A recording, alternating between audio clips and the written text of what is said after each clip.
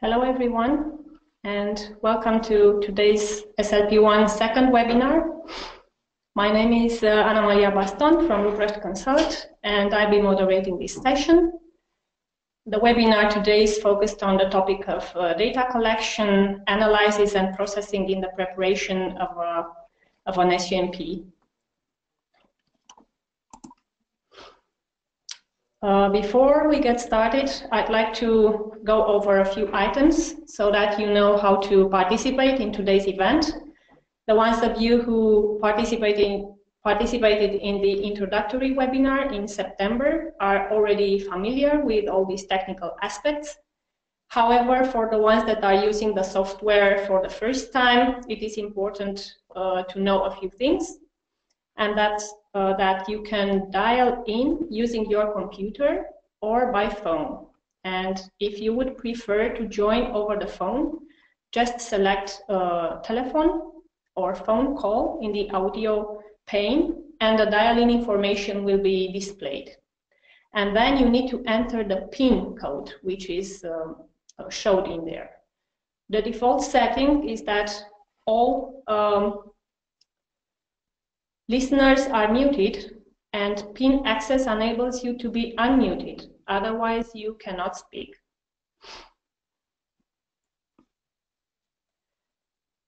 Some tips, again, on the webinar participation. The default position, as I mentioned, it is muted.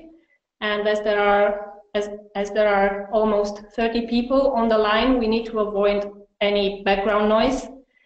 So you can only be unmuted by us if you raise your hand. That would mean you have a question or a comment for us, and we will respond either by unmuting you or through a written comment to you. Let's do now a quick check. Just raise your hand if you can hear me.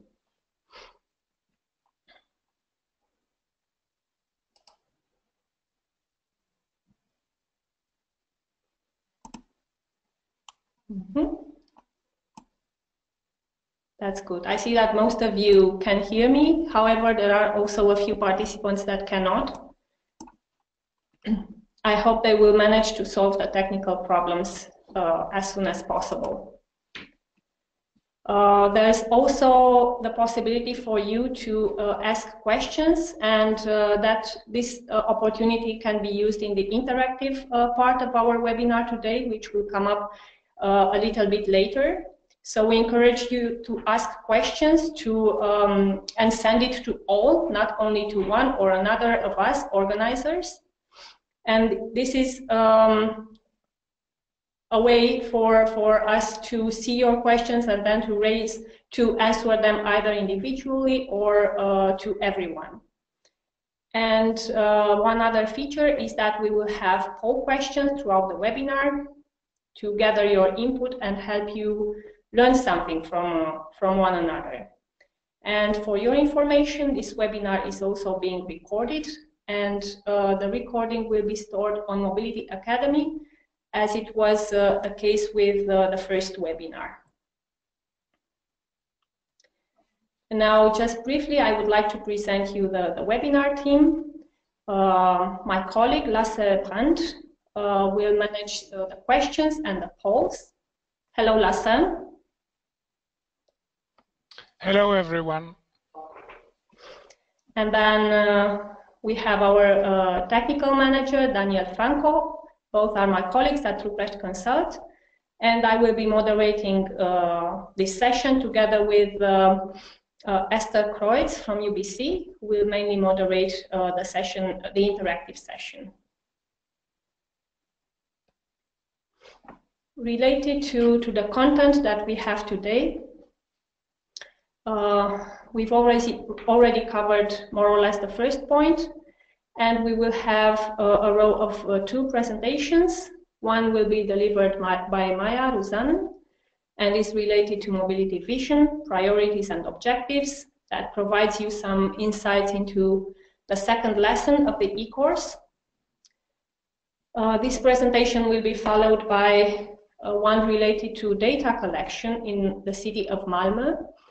And this one will be offered to you by Andreas Nordin from the city of Malmö.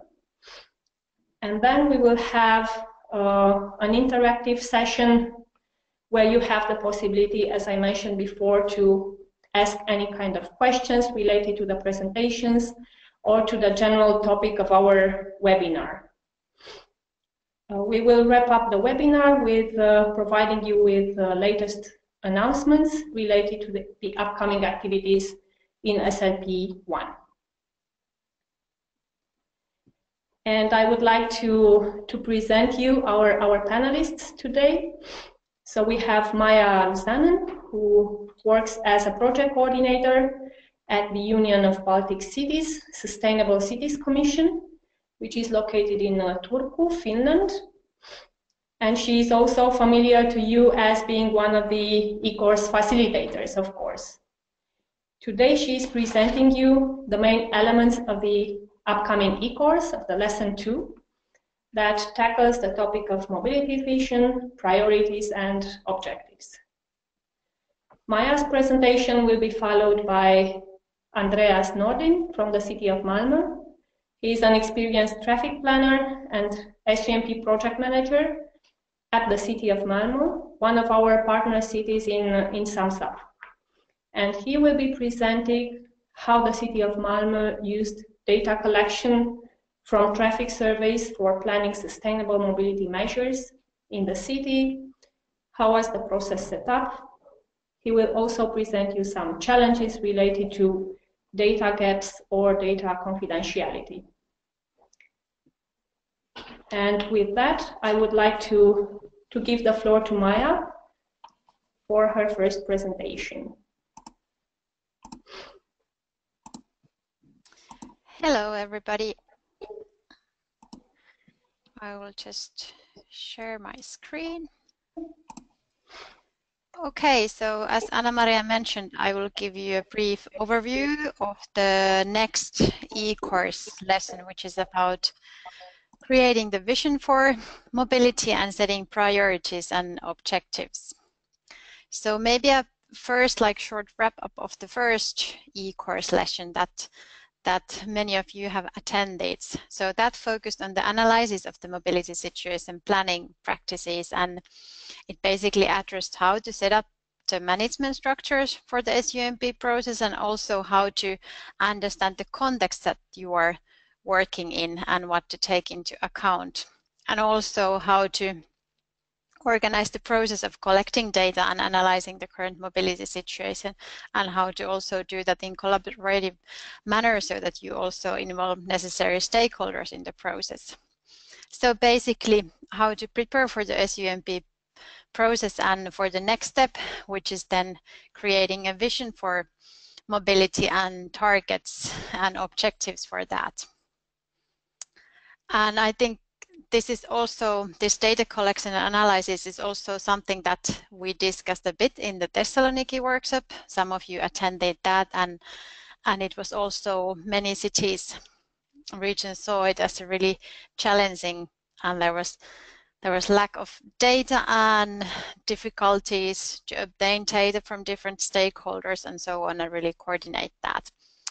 So the second webinar actually continues the discussion on the data collection and analysis, and we will hear this practical example from Malmö.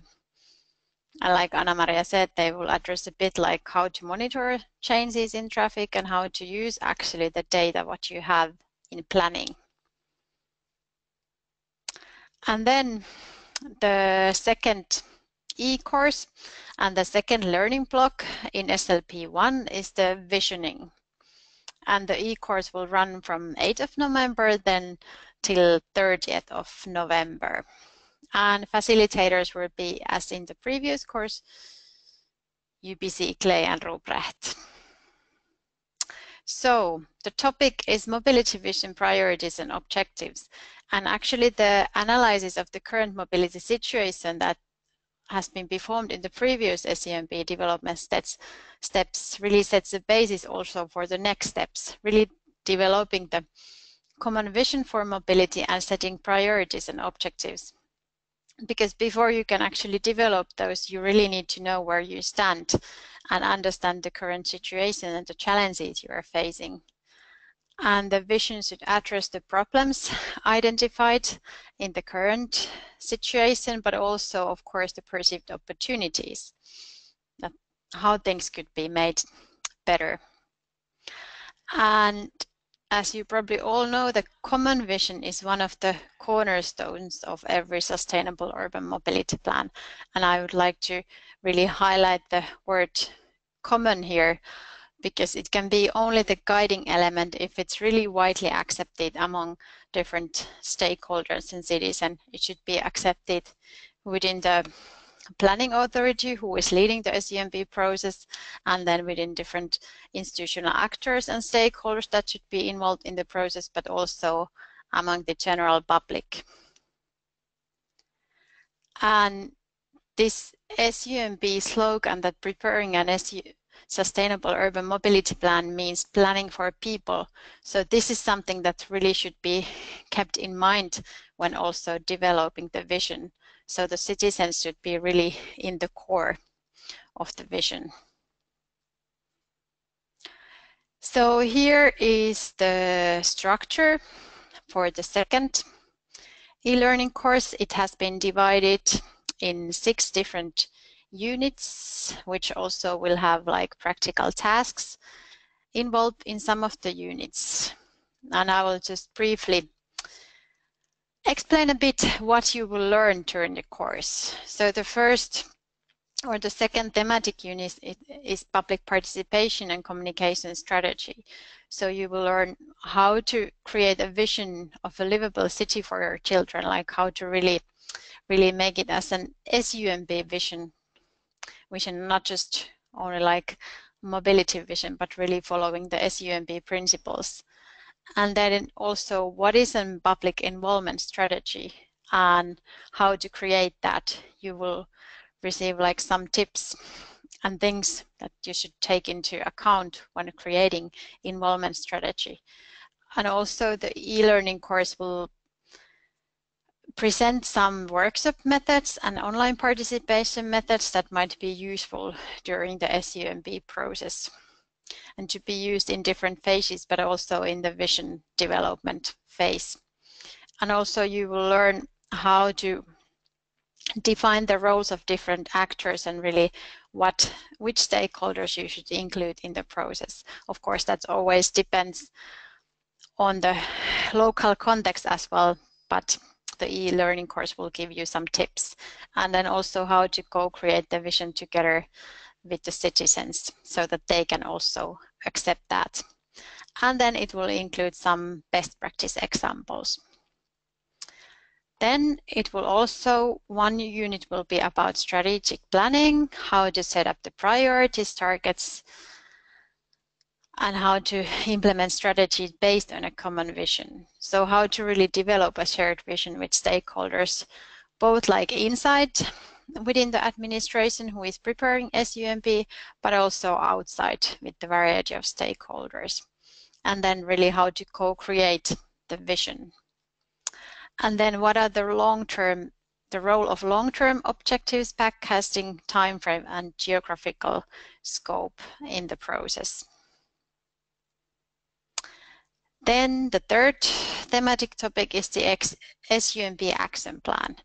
So what are the potential SUMP targets and what are really like smart targets and what is their relation to existing targets in planning documents and national targets as well, because you of course have to match those with the existing targets. And then also how to prepare an SUMP action plan. And during the course, you will be asked to do 2 practical tasks where you can actually then use this knowledge for your own city or region. So the first exercise will be about developing a vision and main objectives for your city. And then the second will be focused on defining targets and related indicators. But you will receive more instruction on those in the course. So the next course kicks off already on November 8th, which is Wednesday, and you can participate in the Mobility Academy. So, but this was a really brief overview of the course, and hope you will enjoy the course and of course this webinar today. But this was my part. Thank you.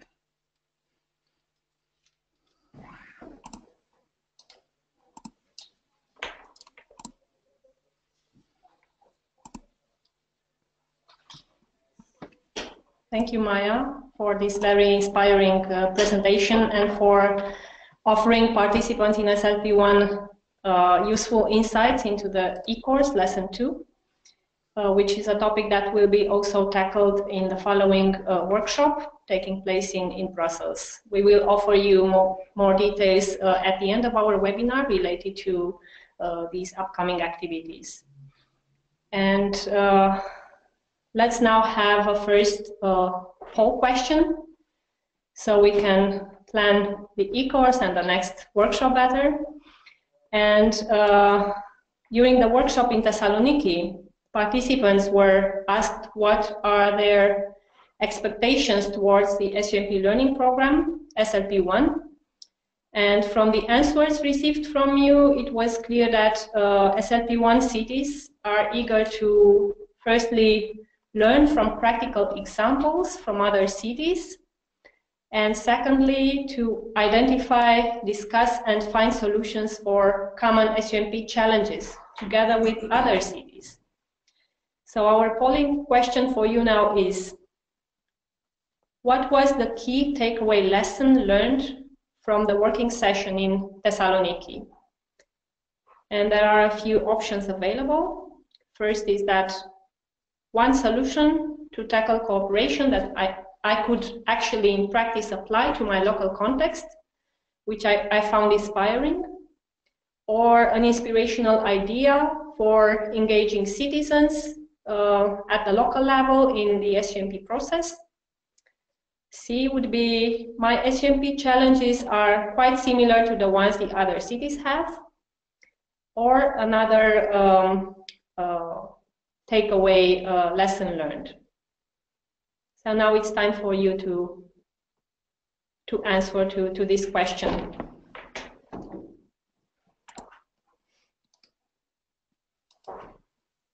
We will allow you a couple of seconds for that. Exactly. So this is Lasse again, also from Ruprecht Consult. 60% of you have already chosen. So I will give you a few more seconds for the rest of you to decide if you think it was more a certain solution, it was more an inspirational idea, or commonalities with other cities, or maybe something totally different.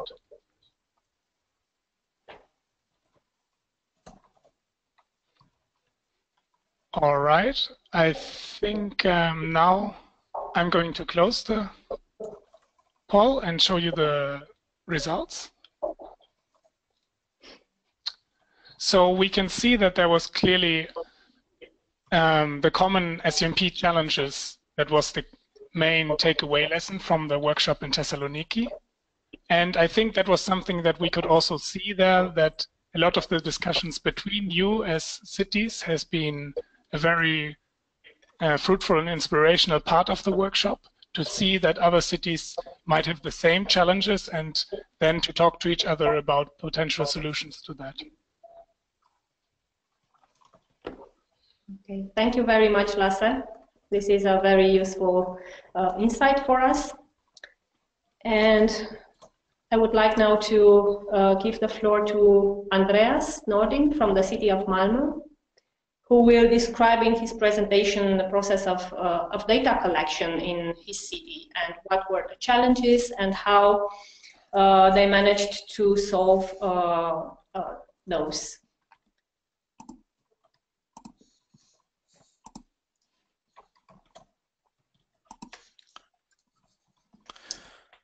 Okay, hello.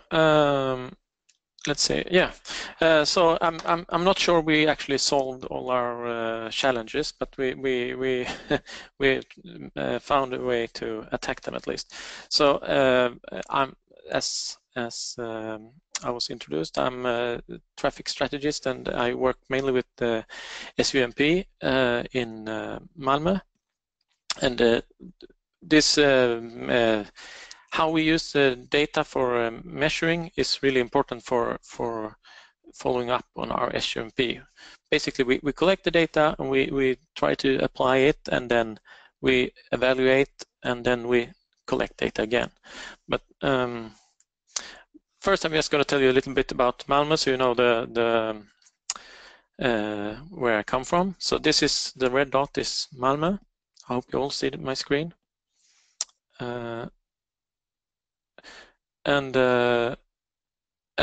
I'm getting a little red flag here from some bad audio. So I think if you don't hear what I'm saying, someone should make me aware of it.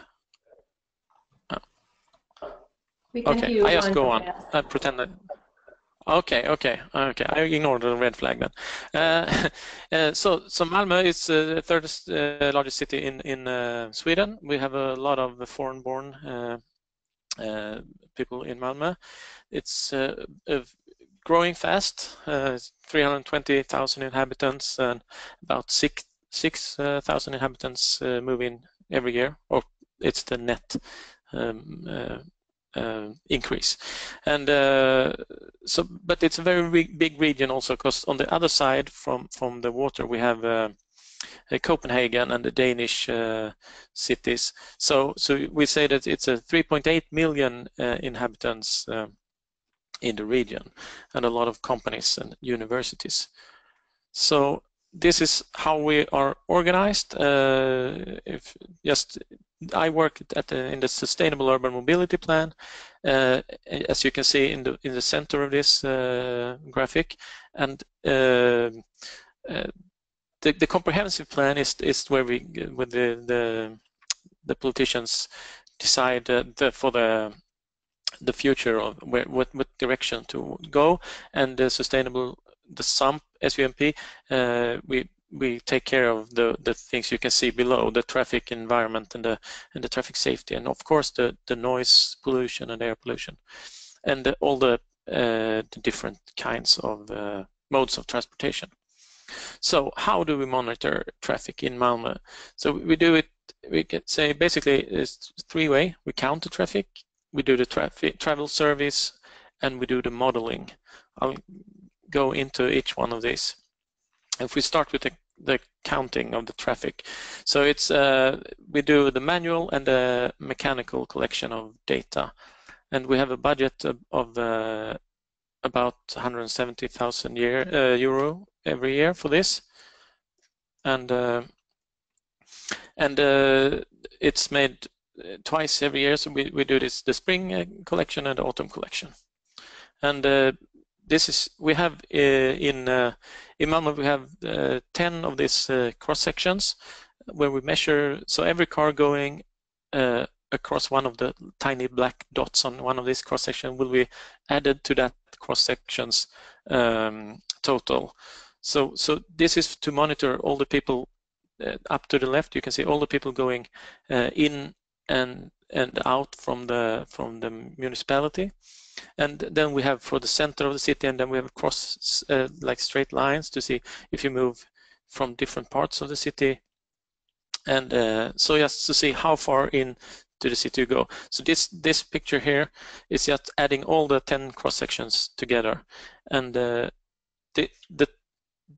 these 10 cross sections, they measure the car and the motor traffic, and then 3 of them measure bikes, and on just 1 of them so far we measure pedestrian traffic.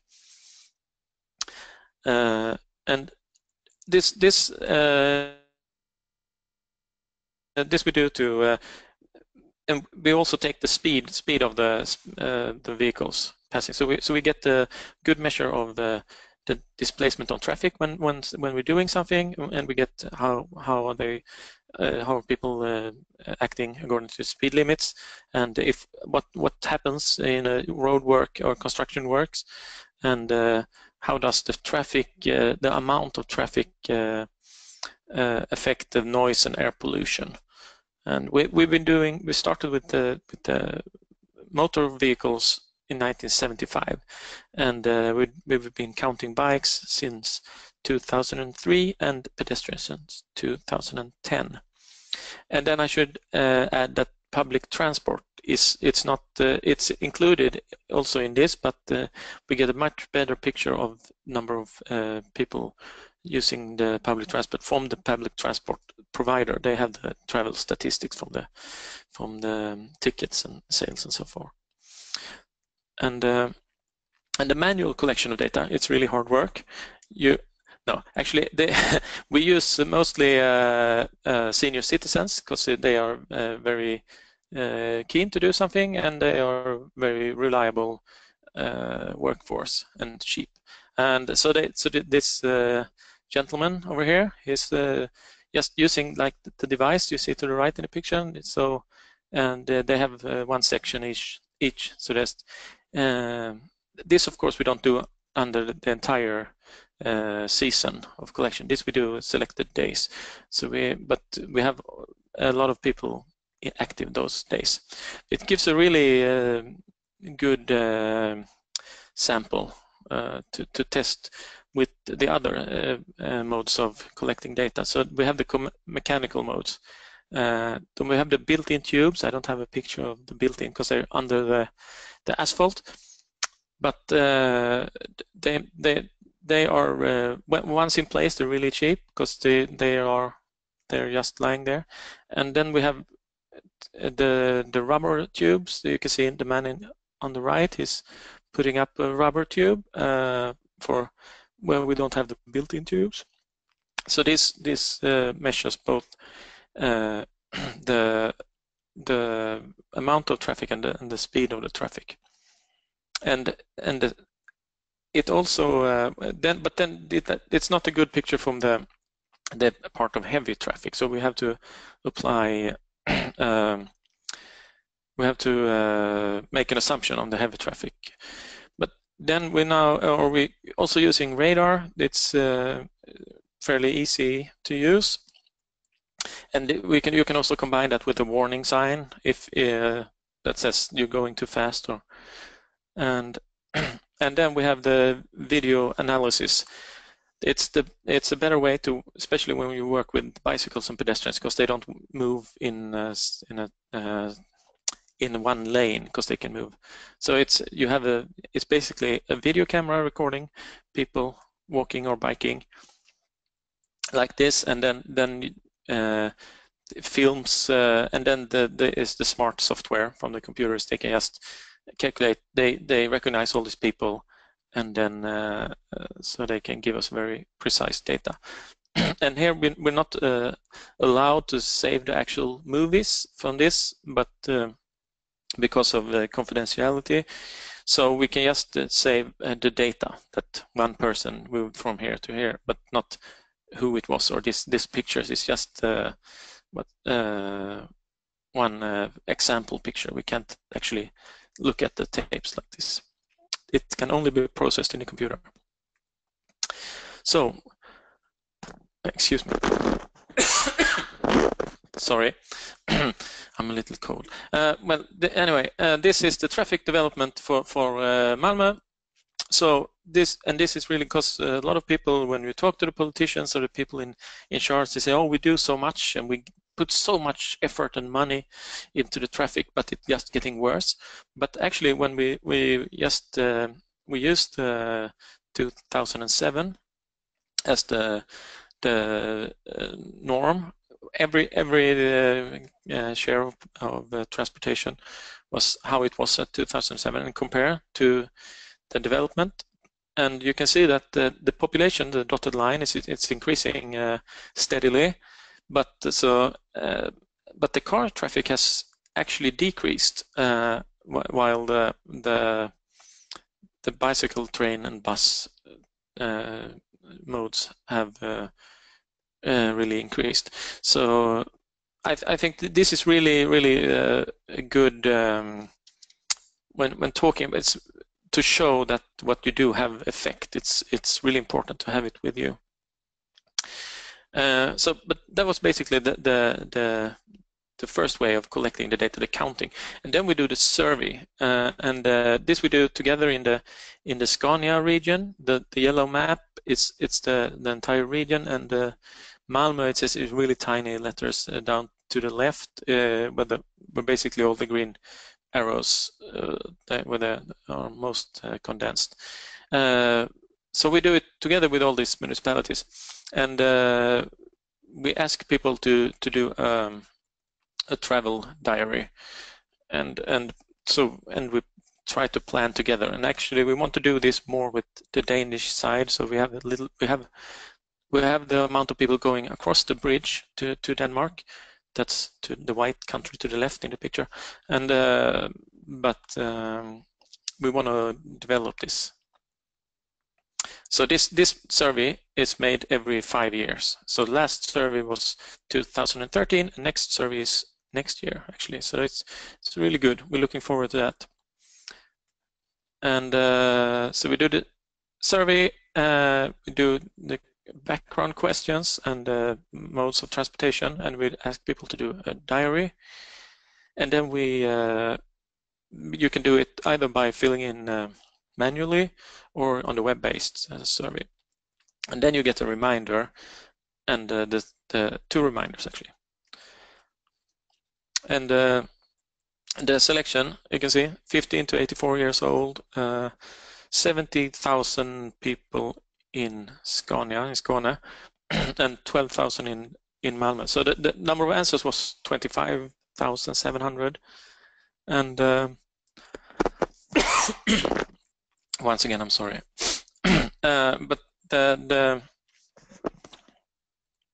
and then we did an extra survey extra selection in Malmö, just to get a really strong picture about the people in Malmö, how they travel. We paid for it, so the entire survey we paid for together in the region, but then the extra selection we paid for as a city. It was really useful. So it resulted in 2 databases,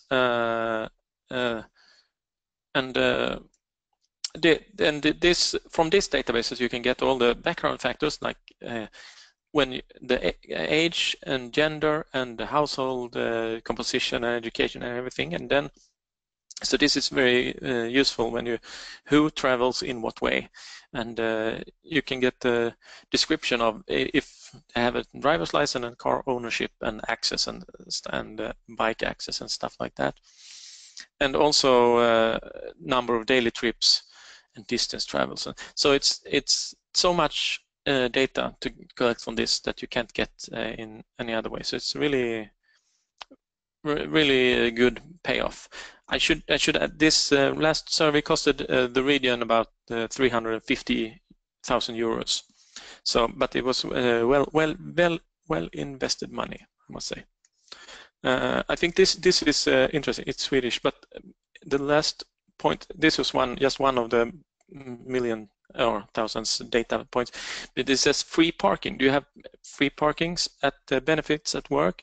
So it's a number of things, and you see that a lot of people, a surprising large amount of people have free parking at work. So this is something we have addressed since. We try to work with, because this it's not in line with our goals for the city. And yeah, it's also interesting to see how many trips they say they make, and sometimes we think that maybe people don't count a short trip to the local convenience store and such. Maybe they don't count as a trip, but still it gives a good picture of number of how you travel. And then we have the last layer of measuring traffic is the modeling. So all these areas are separated areas where we have all the data of all the people living in it, and this also comes back to the survey I was just talking about, because we can't share, or because all our data is public, but if it's too few not enough recipients or people answering, you cannot show them. But this is the level of accuracy we can show how people travel from where and to where. So it's pretty. I would say it's pretty. It's a pretty narrow area. We know where they travel, but of course, if you move from the central city to the outskirts, then it will be less accurate because there's fewer people living in those areas. So we need bigger target to not pinpoint individuals. And the modeling actually takes the trips made from the survey, and then it takes the counting we did from the houses, and then we add it together in the end in a traffic model, and that it generates a computer model that generates the data. And then you can see we can compare the travel survey to the model, and then we attune the model. So we get every year we get to the spring and the autumn collection that we can attune our computer model with, and then every 5 years we get another if people general behavior has changed, yeah, because of whatever technology or many factors. So and then we also do, I think it's really important also, we need to go out and talk to the citizens, of course. How would you like for the traffic to develop?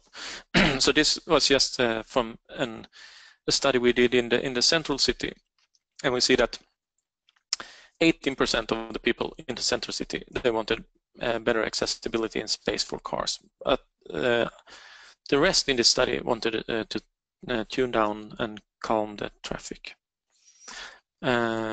So why is this counting and measuring and the computer models so important to us?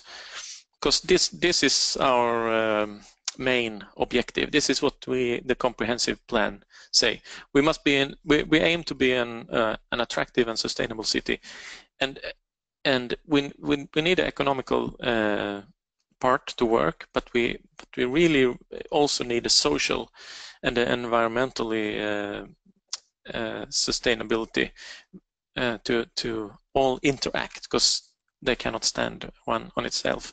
And it's usually like the economical aspects are easy to track because you can see, and people and companies, they make money and lose money, but the environmental sustainability is harder, and the social sustainability is actually something we just the last couple of years started working a lot with. And it's also really important for us with our SUMP taken by our approved by our politicians last year. They say we're going to go to goal-oriented planning. We're not going to have this prognosticize planning. We think so many people are going to drive this way, so we build it in this way. No, we changed that, and so now we say that in the last survey 40% were car users, but we say by 2030 no more than 30% should choose the car as their main mode of transportation. And the height of the pillars are actually showing the number of trips, because it's the number of inhabitants times the vehicle choice. So you can see that the share for cars are actually just as high. It's just as many car trips 2013 as it is in 2030. But we have all these new inhabitants, and so that we have to make people to change mode of transportation to public transportation, biking, or become pedestrians. And to make it to make this really workable, because I can work with this in a strategic level, but how can you work with this in a detailed level? So we get the traffic flow in the entire city and how it's really complicated big picture, and everybody is not as interested, and everybody is not a traffic planner or a city planner. So, but we need to make it available for the builders and for the architects and so on. So that's what we did. We divided the city up to these colorful 15 pieces, and then we set the targets for every part of the city. So I'm just going to show you. It's a lot of numbers, and you don't have to look at the details. But the point from this this form is that every part of the city it has a target share. So we have the old share in and the target. And so you use it if you have a plan in area 8 or something. You just go into and you see that, okay, so I understand we must reduce car traffic here, and we're aiming to increase public transport. How is this going to be made? If we make a major plan, maybe you can act on this. If you have a smaller plan, then you should just adapt to this. Really easy and really effective, and the land use department, they love it as well, because this is what it comes down to, what we're going to use the land for. And so we have so much we want to squeeze into to this. So we need to know how much traffic are we going to handle, in what's the goal, and what's it like today. Yeah. So and because it's not just traffic we want better water management and bicycles and green trees and lighting and restaurants and so on.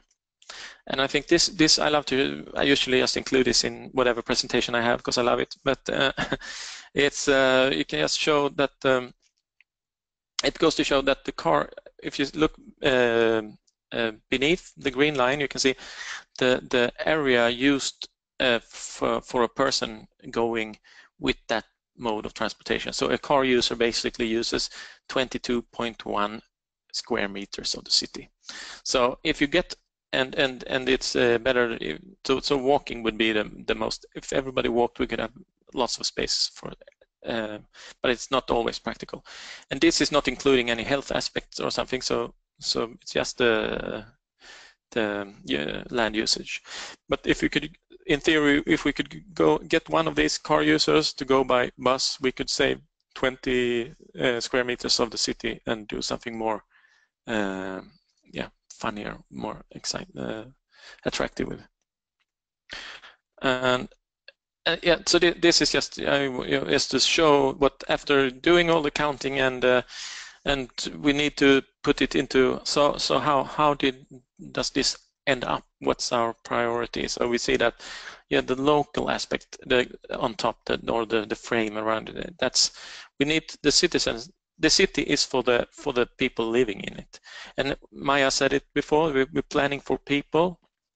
So that's basically we plan for the local needs must be really of high priority, and then pedestrians, and then if we're going to have like really strong public transport, then we need to prioritize it for us, and so on. So the and we have the same picture as I showed before, the goal-oriented picture for the commuters. How many people commuting in, how should they commute, the people going into Malmö? We need to monitor how they go and why they choose what they choose.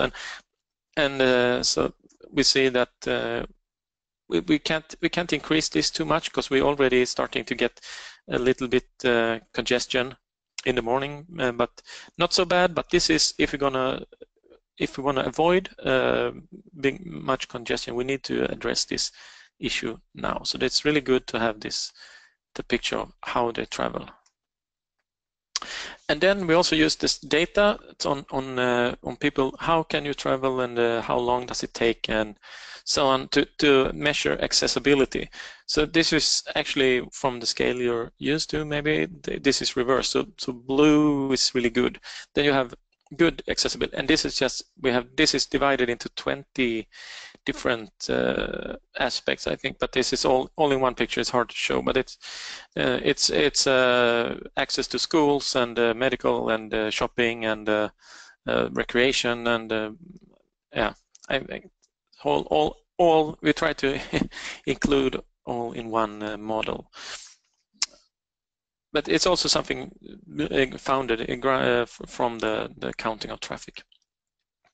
And so this is just one way to. I just wanted to show something about how you when we sit with the route choices. This is from the center of city to this place Bunkeflo. How can you travel? How do you choose to travel? And how should you travel? It's really interesting to compare how people travel and try to get them to travel in the right way. But that could change, of course. But and next year we're going to try to do the survey as well as an app in the phone. So we to actually get the actual travel and not just the diary. And yeah, and we can with all this data we also monitor how something building a new bike lane. How will this address the bike flow chart? You can do it, of course, with cars and everything once you have the system operating. And this is, I think, this is one of the very important aspects of the counting the traffic, because we have a big problem with nitrogen dioxide, and as you can see in the center we have a couple of pink streets, and pink is really bad. It's a really high amount, and then so we need to address. So if we can plan in a way that we avoid adding nitrogen dioxide to these streets, or we have to find ways to handle this. And of course it's the same way with the noise pollution. This is just we make the samples from the actual situation, but this map that you see is a computer generated. It's just the amounts of traffic that we measured, and then we put them on the in a computer model, and then we add the heights and the buildings and stuff, and then you get this noise pollutions. And as we can see here as well, if some area is generally have it worse, or if we need to do some noise protection, some wall or something. Yeah. So just so we do the surveys and we do this, and we add up. When we already did the easy fixes from 2003, we had a car share of 52%. And we did the easy fixes. We made it a little bit better with public transport and bike riding, and we got a lot of people to leave their cars. But we still have a long way to the 30% that we are aiming for. And but I love it with this data. You can get anything, and this is one. The women, they almost travel in the way we want them already, but the men are very far from where we need to go. So this is also an aspect we're struggling to include in this. But now at least we have the data.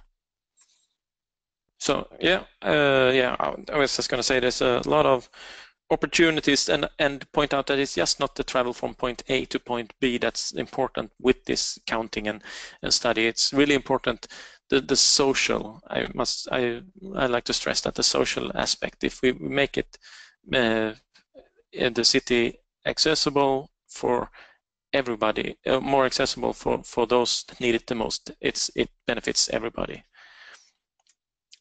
Thank you very much for listening.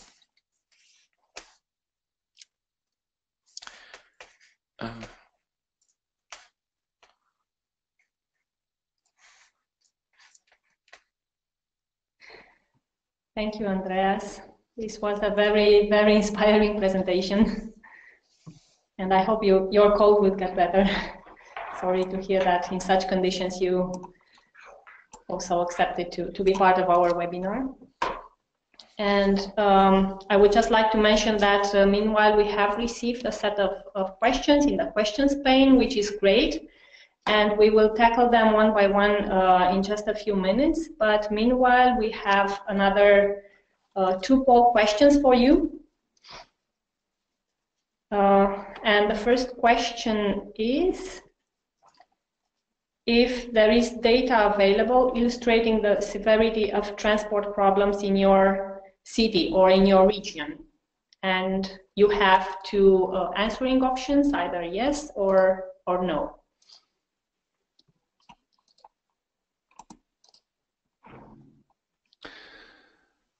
Yes, this is Lasse again. This is a rather easy question, so you are choosing quickly. Already almost 70% of you have chosen.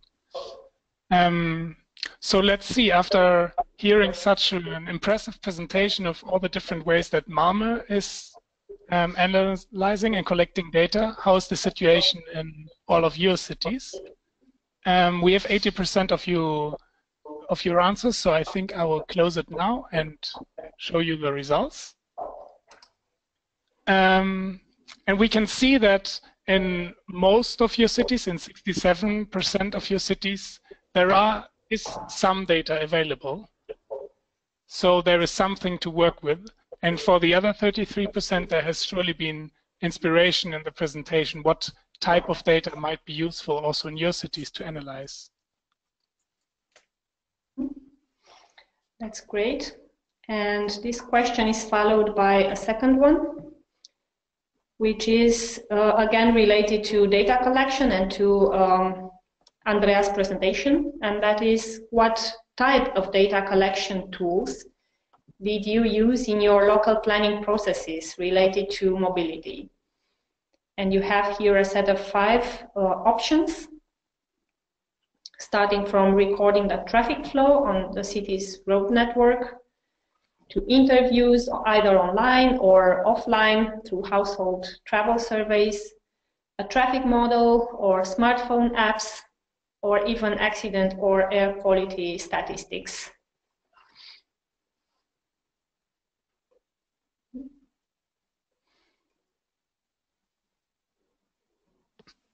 Yes, the answers are coming in. Half of you have chosen.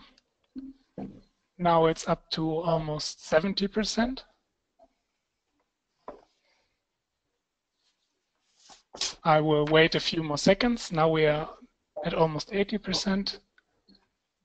And now I think almost everyone has answered, so I will close it now and show you the results. And we can once again see a quite clear picture that the recording of the traffic flow on city's road network that also has been presented in the case of Malmö, that this is really something that most of the cities, 59% of you, are doing. But also some of the other options are in use, for example, interviews or online or household travel surveys. Then at least an impressive 9% of you have a traffic model, so quite advanced way of measuring the impacts and analyzing. Smartphone apps, we can see that this is really a new thing that Malmö is starting next year, that so far none of you is using apps to get better quality of data, but accident or air quality statistics is definitely something that is also well used. 18% of you are using these type of statistics. Okay, thank you, Lasse, and thank you all for answering to our poll questions. And the following part of our webinar now is giving you participants again the opportunity to interact among yourselves and with the presenters, to ask questions either orally or in written related to the presentations of Maya and of presentation by Andreas. And in order to remind you how to do this in practice, I go back to one of my previous slides related to webinar tips. And I saw that some of you already successfully used the questions pane, and we encourage you to use it even more. And we will collect the questions and answer to the entire audience. But on top, you can also ask yourself a question or give a comment or an addition by raising your hand. And for that, you have a small hand symbol that you can simply click so that we organizers know that you want to be unmuted and you will have the possibility to speak in front of everyone. And now I will give my colleague from UBC, Esther, the possibility to take over this discussion. Mm-hmm. Okay, hello everybody also from my side. I just actually decided, Anna-Maria, if it's okay to actually not, because I don't really have now anything to share as such, we will take up all the questions, and as it's now fresh after the presentation, I would like to ask Andreas to join still with your video so that we can start tackling the questions that were coming in straight for your presentation. So thank you all for posing the questions. We'll go.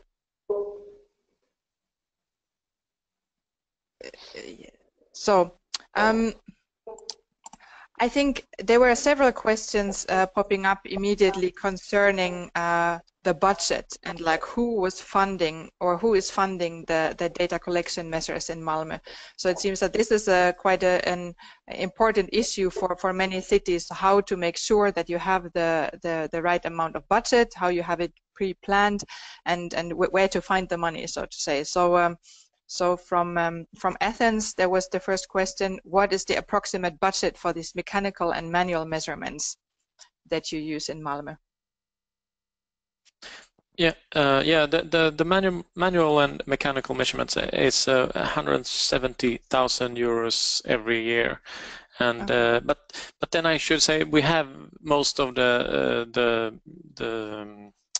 hoses that are under the street. That infrastructure is already in place, so this is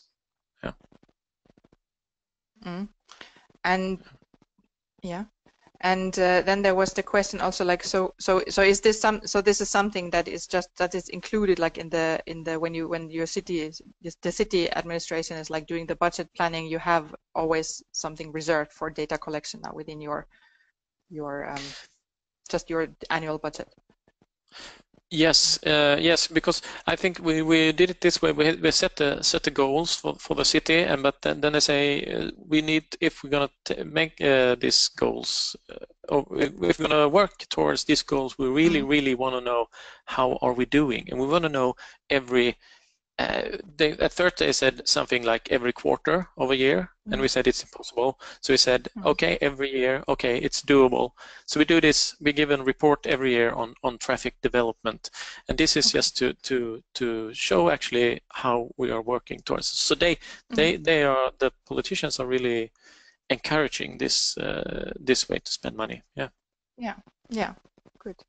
And so the next question, the follow-up question from Athens was actually, so Greek SUMPs have a total budget of approximately 20,000 to 100,000 euros.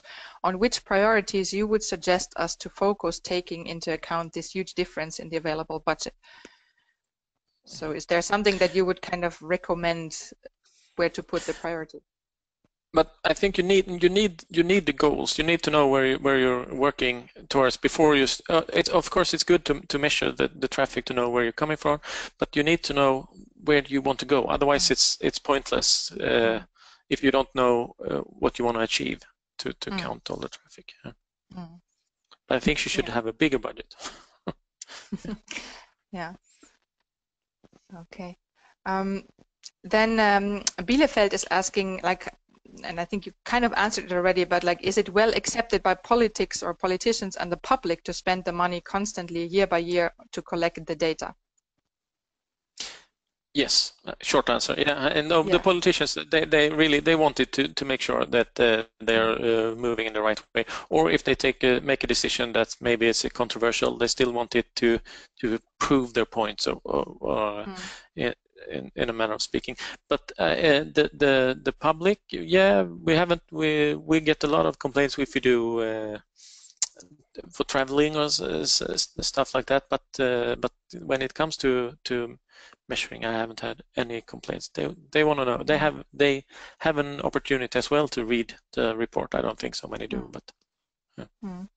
Well, I think you in Malmö, you have it's a very good example of how you connect all these different parts. I mean, you have your data collection in a way, like the very technical part of like how you collect the data, but then also how you really use it in a very well, let's say, like even graphically, or like how you use it as a communication tool, and how you use that probably towards the public. I mean, it's kind of easier, it's quite easy to understand, and as you mentioned in your presentation, how you communicate with this data with other also internal stakeholders, other departments, and like people who are not traffic planners, but where you kind of use the data to explain in let's say not traffic planner language, like why you're doing your work and what they are supposed to do with this data. So I think this was a really good example. And the same thing comes, of course, when you use this data in this format to communicate to the public and to the citizens, like why you do this.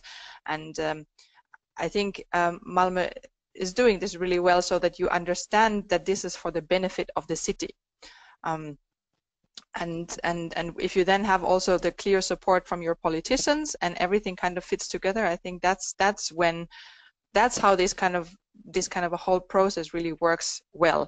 And to see how important it is to have this vision, where we connect it now also to what we are now doing in our next SLP course, for example, how important it is to have the vision and the goal and these objectives that you stressed many times. I think it was really good to see, to have this always as the basis of all the things that you do, and connect it together. It makes it also very transparent and understandable, I think. Then, or do you have? No, yeah, I just want to add. I think it's very important. This has actually promoted many builders they want to have the image, or they want to be city builders, or so and so then they don't just want to build housing. They want to be part of the future of the city, and it makes it easier to talk a common language with these colorful goals. Yeah.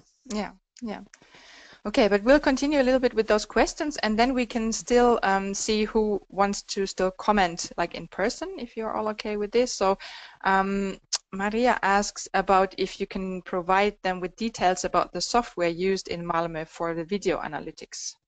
Do you know that? I'm sorry, and I don't have it. I could of course send you. I can't do it personal, but yes, we can give you all the data my colleague could give. Yeah. But you could share with us, and then we can share this with the attendees after the webinar.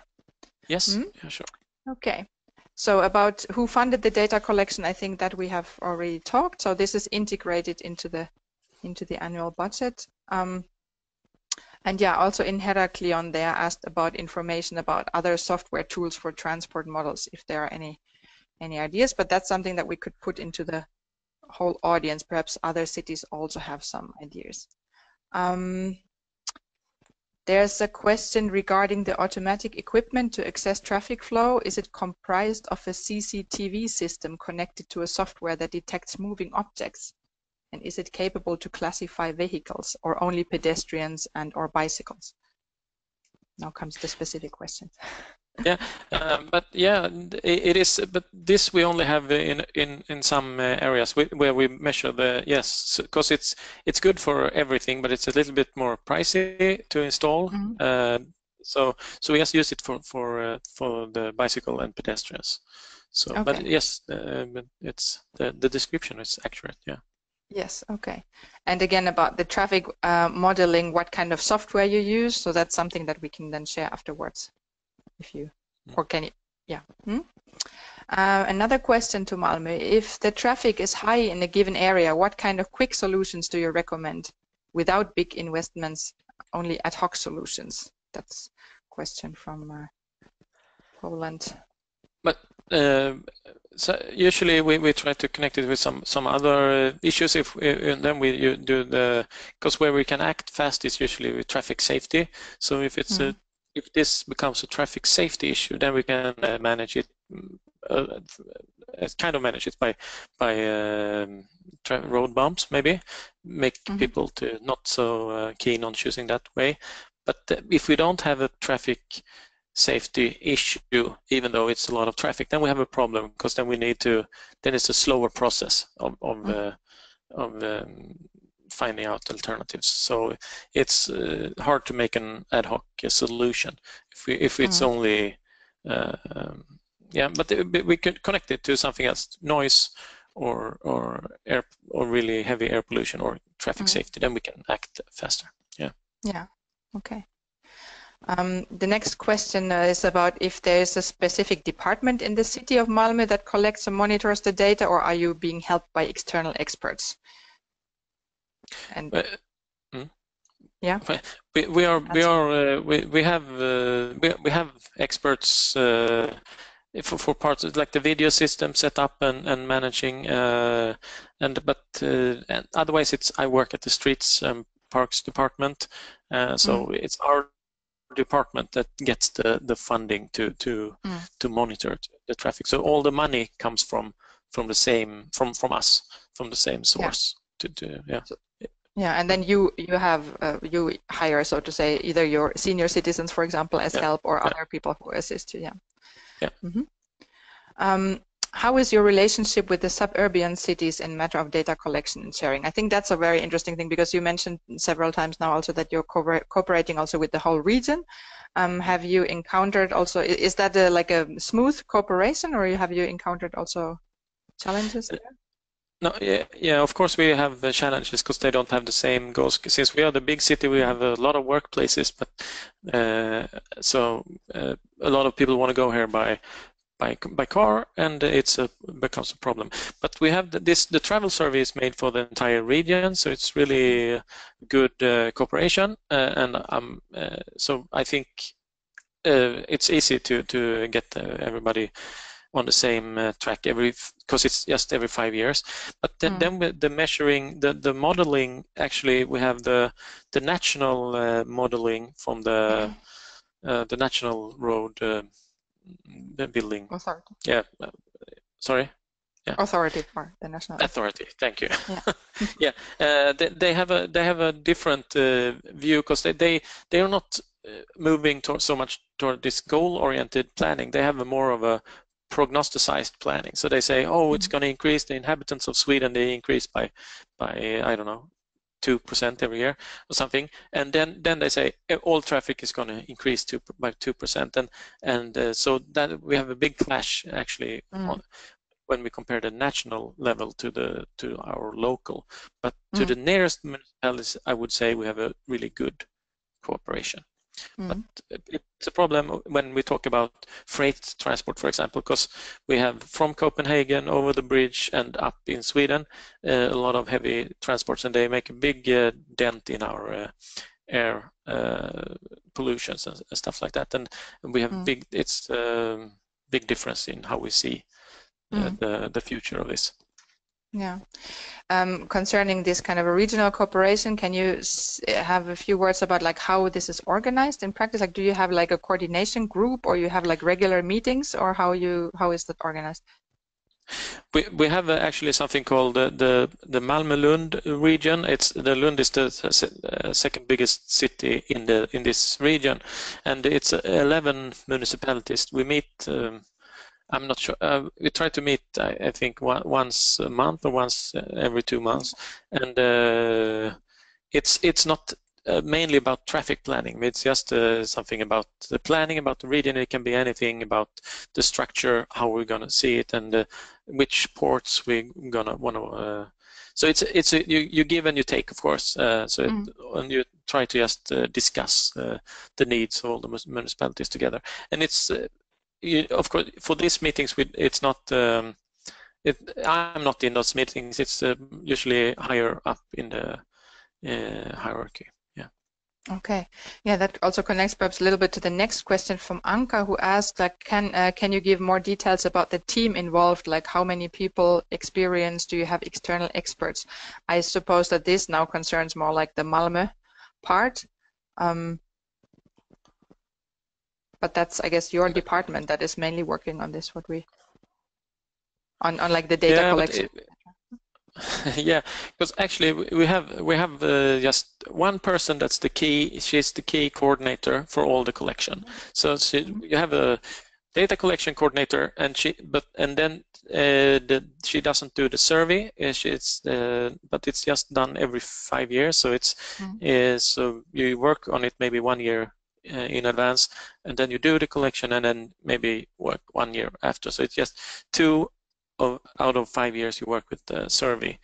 But the other collection, we have one coordinator, and she makes sure that we either do she hires the senior citizens and makes sure this works, and then she hires if we need experts for the video system or something like that. She manages all this, but I can't really.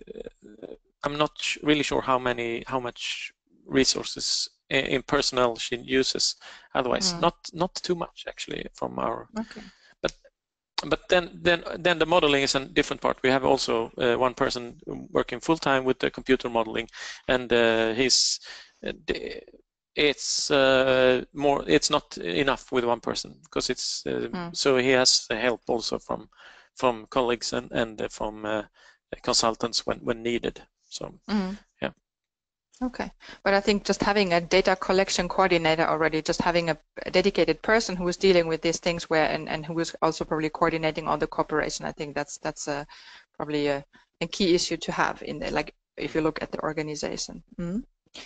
Yeah, Daniele, just that, yeah. So we will share the information about the software used for the traffic modeling with all of you, all the attendee, everybody in the webinar after the webinar when Andreas has sent us the information. So don't worry, everybody will get that information. Then Daniela also asked about what kind of measures are useful to shift car users to other modal alternatives as public transport. Well, that's of course also something that might not only be to you, Andreas, but do you have some comment, not a solution, I guess, but some comments or ideas on that directly? I think for us it has been really important to increase the status of the public transport. We have the dedicated bus lines and a double jointed bus so that looks and feels a little bit more exclusive, because I think people in Malmö, they used to see public transport as a necessary evil, sort of. I have to go by the bus, and we try to elevate the status and make the changing places and better, and in general make the entire trip more comfortable for people. Yeah. Okay. I think you probably have many more examples. Yeah, but that's something that we perhaps could give to the audience. But thanks for now. I think these were now all the questions so far posted in our question bar. Now, just a moment, I have to open here. So Daniele is raising his hand. Now I have to see how do I. Were there still? Oh no. I'm sorry, I'm still, oh no, now the hand is gone. So, okay, sorry. Is there anybody who has now still like a question or a comment or a question also to the whole audience that you would like to pose in person? If you raise your hand, then I can unmute you and you can speak. I think we have covered now quite a lot of questions already and a lot of issues that usually come up.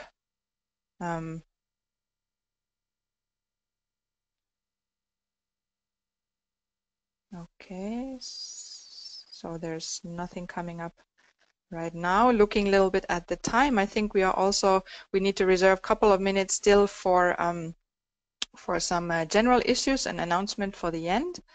So Esther, Yes? sorry for interfering. I think we have one hand raised from Alexia. Where? Alexia Spirido. Yeah. Okay, sorry. Oh, now I see. Okay, sorry, I didn't see. Yeah, then. Sorry, yeah. Alexia, Hello, do you hear can you us? hear me? Hello. Yes, we Yes, hear thank you. very well.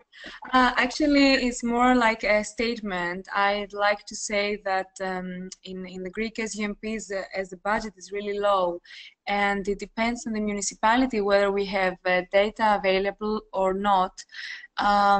It's very hard for us to do these measurements. The question we had before about what kind of forms we use for data collection is very interesting.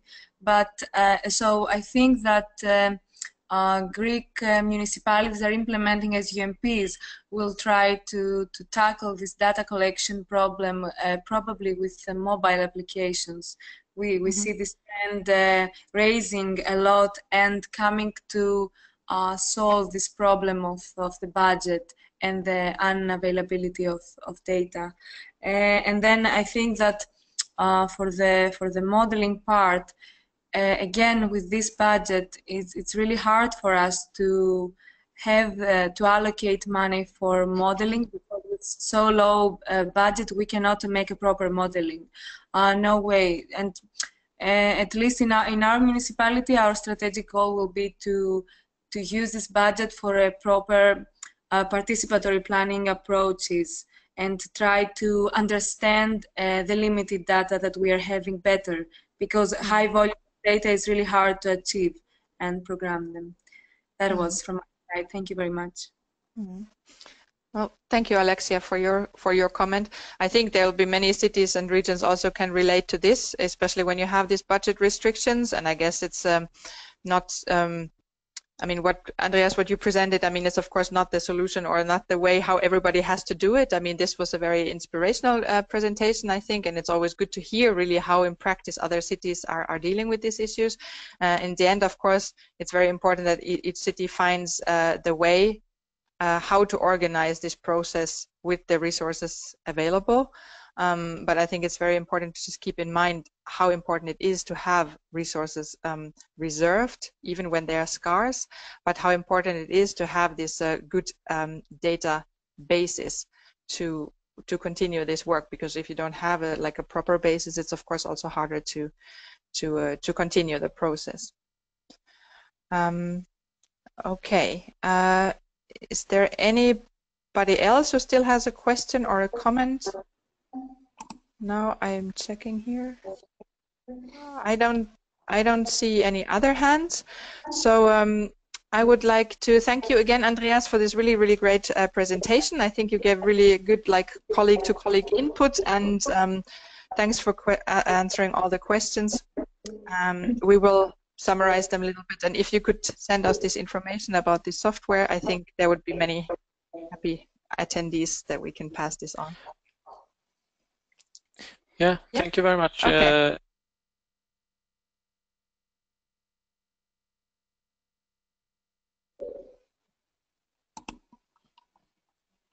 Okay, so so I just want to say that I can send you this software, but I'm not sure how it's been used. I think maybe it's a Swedish model based on the Swedish. I don't know. I'll send you the information. You can look at and it. We can pass it on. Yes. Okay. Yeah. Yes. Thank you very much. Thank you. Okay, and then I would hand over to Anna Maria again for the wrap up and the last announcements. Thank you, Esther. Thank you, Andreas. And thank you to all of you who raised their interest in Andreas' presentation and in the topic that he presented. And now I would like to wrap up our webinar today with two announcements, and that's the launch of our next lesson in the e-course that, as Maya said in her presentation, will happen this Wednesday on the 8th of November. The lesson will stay online for 3 weeks until the 30th of November, and we've prepared very exciting materials and also a few tasks for you. So we are very eager to see how the discussions continue online after the webinar. And the e-course will be shortly followed by our second workshop, which takes place in Brussels on the 4th and the 5th of December. The plan is to start on the 4th of December at lunch, so around 12:30, 1 o'clock, and to end the next day at around the same time. You should have already received the registration link from us, so please register before the 27th of November, so we will have time to organize and prepare the workshop properly. And just as a reminder, there will be again the possibility for you to get to know each other in a more informal atmosphere outside the workshop during the evening of the 4th of December at an informal get-together, again at your own cost. And related to the contact points, the help desk will remain the SLP1 main contact point related to administrative or financial, contractual aspects. You have here also Maya's email address, and you know her very well as SLP1 facilitator and involved in all of SLP1 elements. Related to the e-course, you can address any questions that you have, technical or content-oriented, to myself. And we have a separate contact for the workshop in Brussels, which is our colleague Marco from Polis, who is also managing the help desk. And I would like to mention again that the recording of the webinar today, as well as the two presentations, will be stored on Mobility Academy as part of the e-course lesson 2. And with that, I would like to thank all of you for being part of our second webinar. I would like to thank Maya and Andreas for their very inspiring presentations, and to Esther and Andreas for organizing a very, very exciting question and answer session, and to the entire audience for being together with us today. So on behalf of our team, thank you and have a great rest of the week. Goodbye.